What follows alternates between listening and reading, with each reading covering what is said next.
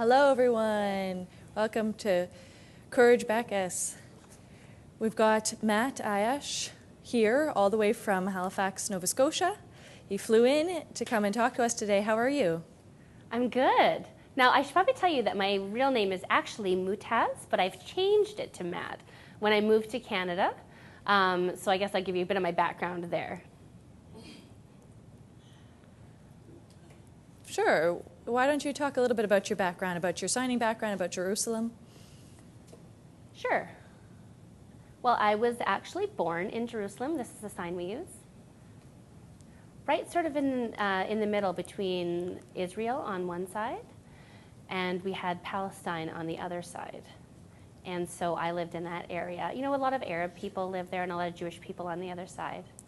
And so I grew up there till I was 13 years old. And then I moved here to Canada. I live in the east in Nova Scotia. I'm living in Halifax right now. So I sort of grew up there. I've been there for the last 20 years.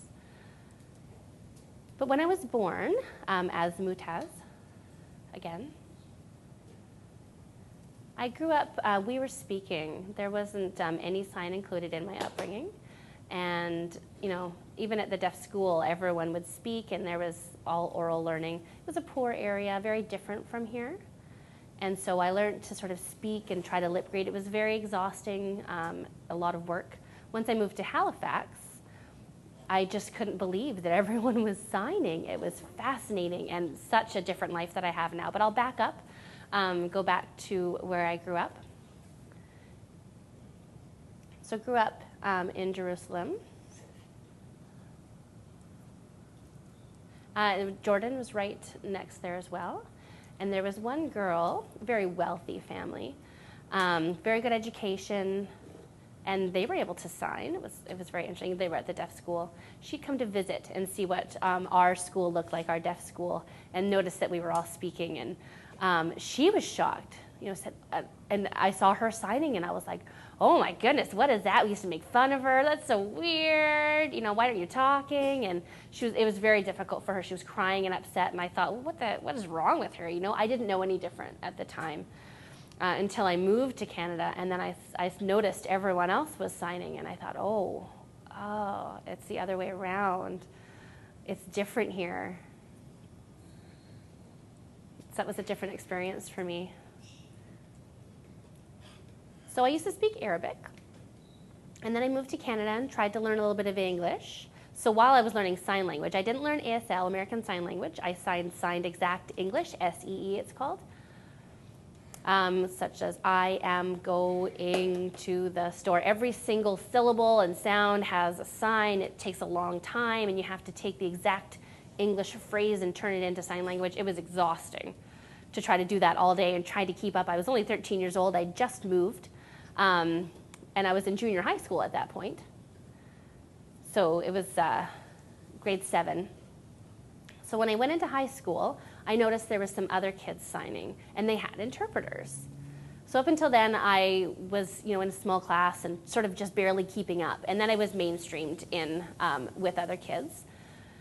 And then I sort of learned a lot of sign language through the interpreters. And so then I like to say I learned the English sign language.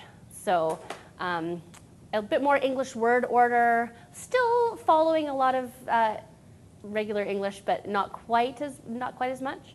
I went to university after that, and then I really started to travel all around North America, meeting a lot of deaf people and actually learning about proper ASL, which I didn't know about until that point. And so I'd gone to school, and so finally I sort of got my head around that. It's been really interesting. Wow, that sounds like a challenge for you.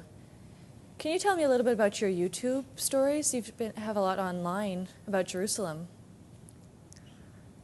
Yeah.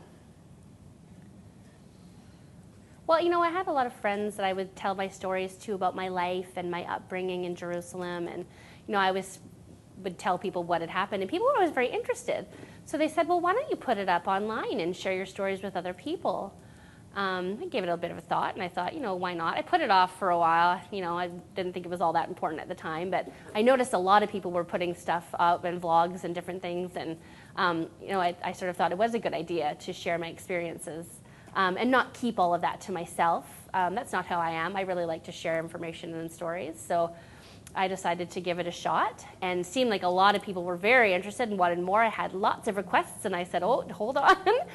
So I had about 10 of them up, 10 different stories about being in Jerusalem and whatnot, and it was great. Wow. Were you born deaf or were you born hearing? That's a good question. Well, they think I might have been born hearing. I got very sick. I don't remember what it was called. It was some Arabic. It was in an Arabic language. They told me what the disease was. It was a very long medical word, but so when I was born, a little bit after, I got quite sick, and I wasn't able to keep anything down. There was some like a blood infection, they thought possibly. And now again, this is a very poor area, and so we had very limited resources, not a lot of medical information. And there was someone else who had the same blood type. I have a rare blood type. I have O positive. A lot of people don't have that. So they directly gave me that person's blood to save my life. But because it was a very poor area, we couldn't just do it right there. We had to go to another town about an hour away, and they had to put it in the bag and give the blood to me. So now an hour seems like nothing, but again, if you know, it's entirely different when you're looking at Canada versus in Jerusalem. There's a lot of blockages, and there was war happening at the time. There's soldiers everywhere. It wasn't just an easy drive. They have to check your passport, and it was really quite a problem to get anywhere. So now the doctor had said, you know, we need to get this done quickly. If they said to my parents, if it doesn't happen right away, it's possible your son might die and it's not going to make it. So it was about 3 in the morning. We got the address. But there's no house numbers on any of the homes. We didn't know where we were going. It was an old, dirty area. It was late. And so my father is, you know, in this giant lineup, finally makes it through and trying to figure out which house it is we were going to. So just started knocking on doors because, you know, it's 3 o'clock in the morning. We're waking people up and, you know, trying to find the doctor. And we couldn't find them. So he knocked on several doors and angered a lot of people and finally explained what was going on. And he said, oh, I'm not doing this now. It's 3 o'clock in the morning. And my father explained it was urgent. So they finally, you know, agreed. And he came. Again, we were back in the lineup trying to get back home. So he said, forget it, and went around, went through. The soldiers, you know, got in their vehicle and followed him. They were chasing us down the road until we got to the hospital. And I mean, they were out, they had their guns out and whatnot. Luckily, it was a very good group. Some people would have just shot right on the spot. So we got very fortunate that those particular soldiers didn't do that. And so my father tried to explain to them that he needed the blood and I was sick and whatnot. And finally, they gave in, they relented and let us go. We were very lucky. So it wasn't the same as what we do here. They did a procedure right in the middle of my torso and quite a lot of stitches. And I was in the hospital for about 3 months after that. So I grew up, I was fine, but grew up deaf. So they're not sure if it's from that disease or what exactly. But I mean, I'm fine. I'm proud to be deaf. I'm a proud person. Wow. That's a really powerful story. Well, I'm just happy that you've made it. You made it through. You're alive with us today. Can you tell us a little bit about the war in Jerusalem and how that impacted you? Oh, so many things were an impact in my life. I can think of 2 right off the top of my head. The Gulf War in 1991, you know, there was Iraq and America, and they had a war going on. Now, Iraq would send rockets into right where I was, because you had Palestine and Israel on either side. And so, I mean, the rockets wouldn't be exact, but they would shoot off gas when they landed and kill a lot of people. And you never knew exactly where they were going to land. And so we were ready. we knew we sort of had to be ready to go at any time. So they would be an alarm that would sound. You know, it didn't matter, let's say it's 3 o'clock in the morning, you had to shut all the doors, and our family would stay in one bedroom. And we had plastic that we would put up along any cracks and tape it up to block air from coming in. If any air seeped in, it's possible that we would be inhaling the gas. Also, we had gas masks, large, huge gas masks, same as the soldiers would have. It smelled really funny. And you know, sometimes that would happen during the day. Mostly it was at nighttime that the attacks would happen, so we'd have to get up, go in the room, wait for the rocket to launch, just figure out where it landed. And once the sirens, the alarm went off, we were able to go back to bed. So it was a bit unusual. One funny story. My whole family's hearing. I've got 2 brothers. I was the only deaf person in my family. I don't know what happened. I was sleeping and I had this gut instinct. And I woke everyone up in my family and I said, there's going to be an alarm. There's an alarm going on. And I said, they're like, no. But they looked and there was. So I woke everyone up. They'd missed it. And it was kind of funny because they didn't hear the siren going off, but something inside me told them that we needed to wake up.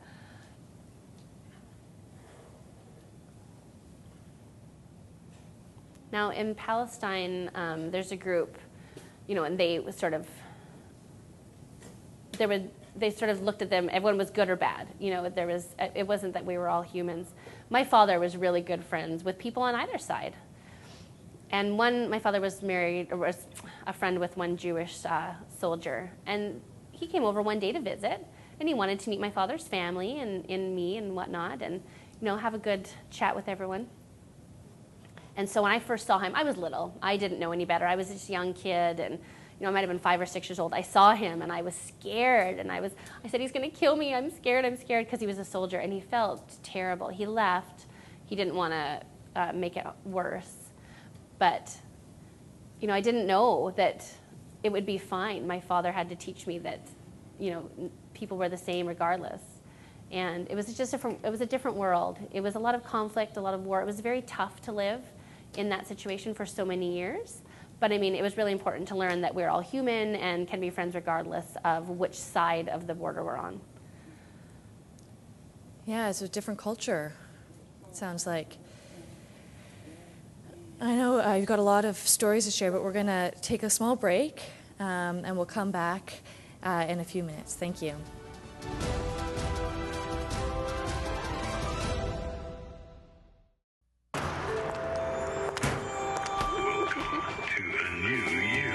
Don't settle for just being yourself.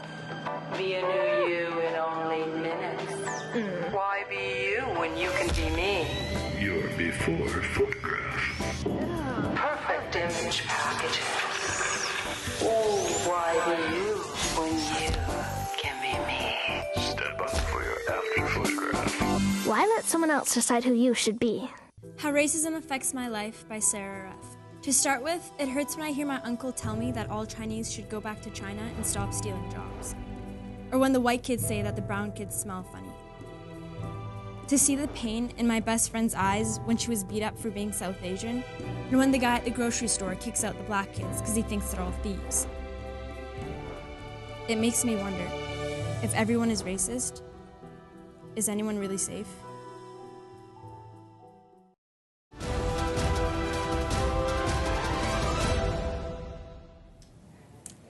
Hi, we're back with Courage Bacchus. I've got a few more questions to ask you, Matt. I know you've had lots of really intense experiences. Can you tell us about a positive experience about coming to Halifax? Oh, a tough question. Well, you know, it's so different. There was a lot of limited access where I grew up, and then I came here, and everything's just open. I could do anything. I could go anywhere. I felt very free. You know, as they say, free as a bird. I could do anything I wanted to, and that was a very different feeling. You know, there was some positive experiences in Jerusalem. The weather all year round was lovely. It's quite cold here, and I hate the cold. That's one thing I don't like about Canada. Everything else is fantastic. It's just the cold that I'm not a fan of. And the food there was amazing. There's different food here as well. I do like it, but it was amazing food where I grew up. And of course, coming here and learning sign language and having access to interpreters. There weren't interpreters when I was growing up. And so it was really hard to figure out what was going on, and I had to really watch and pay attention. Whereas here, I can sort of relax a lot more, and I've got access to a lot more information that way.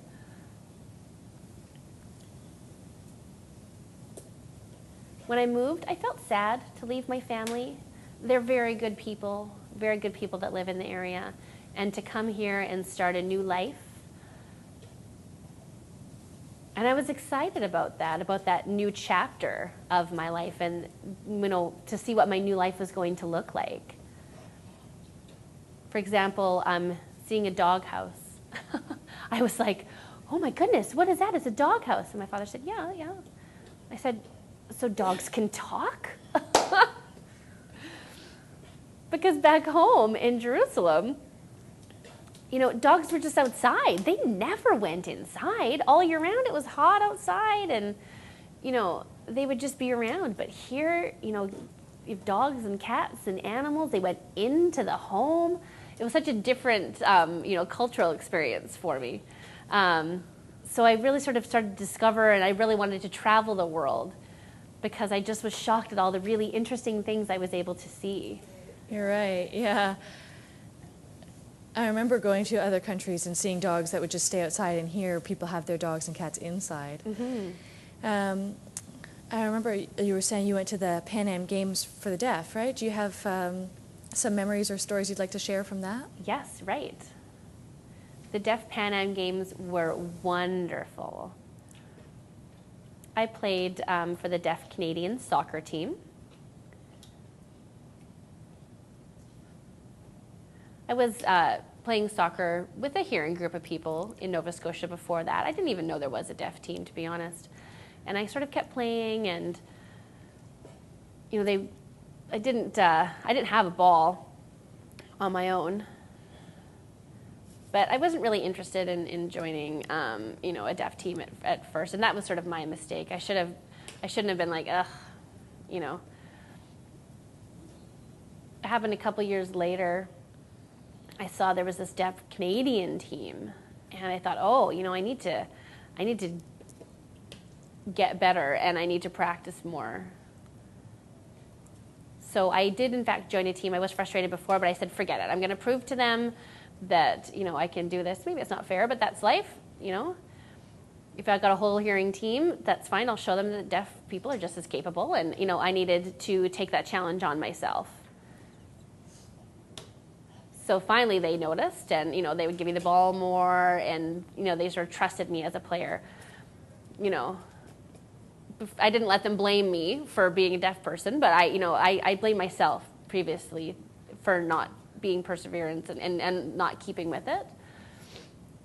So we had, tournaments all across Canada, and I knew eventually I really, I wanted to do something with it,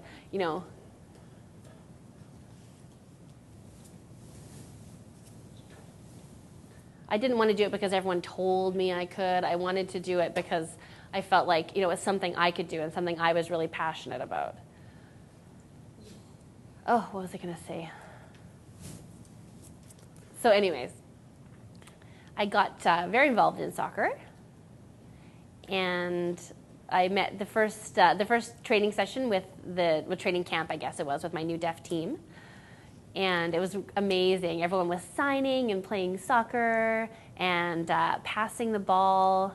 And, I just, the coach as well, he was signing, and I just thought that was it. I was completely in love with it. And we went to South America. So we went specifically to Venezuela. So that's where we met, you and I, at the Pan Am Games. It was such a great experience. Meeting so many deaf Canadian players, all the different sports. Meeting you as well was amazing. And also having, people internationally from South America, from North America, the world as well. And everyone was able to communicate through international sign language, which I thought was just so great. Didn't matter where we were from. A hearing person would come in and try to figure it out because they hadn't signed before. But having the international sign language, it was just brilliant, and I was able to have conversations with all types of people. I will never forget that. My best memory was playing out on the turf. We had a big game we were playing against Mexico, and they were a really good team. They were amazing at passing, and so we exchanged jerseys at the end of the game, and I still have that at home, which is a wonderful memory and something I'll never forget. Also, about sports, it used to be me sort of joining teams, and now I've got in Nova Scotia, I've started up a league, and our team name, I've invited people to come in. There's called Ninja Turtles, from the old cartoon. So we've got a team. This is our sign name. Yeah, do it kind of fast. Looks like a Ninja Turtle. Because typically what you'll do before the game is, everyone get all together and we'll do like a big team cheer. It's pretty cool. So it started off, a little bit small, and then happens now we've got 7. We started with football, and then we've got 7 different sports and so many different players. Some deaf, some are interpreters. So we got some interpreting students as well, and people who have friends who are deaf and can sign some. And I mean, maybe I've got some hearing people that just wanted to join. They didn't know anyone who was deaf before. But it's over 70 players we have now. It's really grown, which is a big responsibility, but so fun and definitely worth it. So now we're a little bit famous. They're like, oh, you're from the Ninja Turtles. You used to play soccer, and they've got dodgeball as well that we go out and play sometimes, different things. So it's actually really great. I'm really proud that I was able to set that team up and, be a promoter of deaf sports. Wow. Good for you for starting that. I like that, Ninja Turtles. I've got one last question. What are you doing now? Well, it's a bit complicated.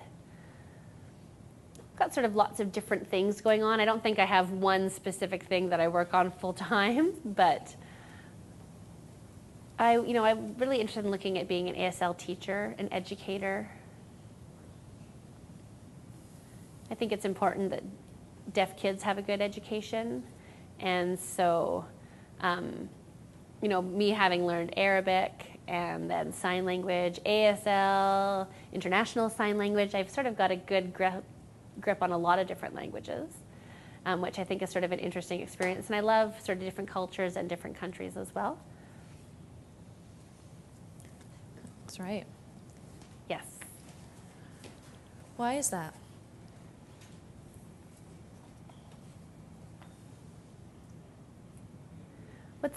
It's great to sort of to see different languages in different places. There's all the different sign languages.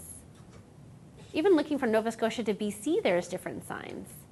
It's not the same. That you sort of figure out that there's different signs coming from different areas, and the linguistics behind it is a little bit different. And so I think it's really interesting to look at linguistics behind languages. I really like languages. I like how there's different cultures and languages and how they influence each other. I think it's really cool. I remember you mentioned, starting up the Ninja Turtles, and relating that to your experience, your life experience about having other people tell you that you can't do something, and you bringing that back and showing that you work twice as hard to show them that you can. Can you talk a little bit more about how that relates to the Ninja Turtles? Well,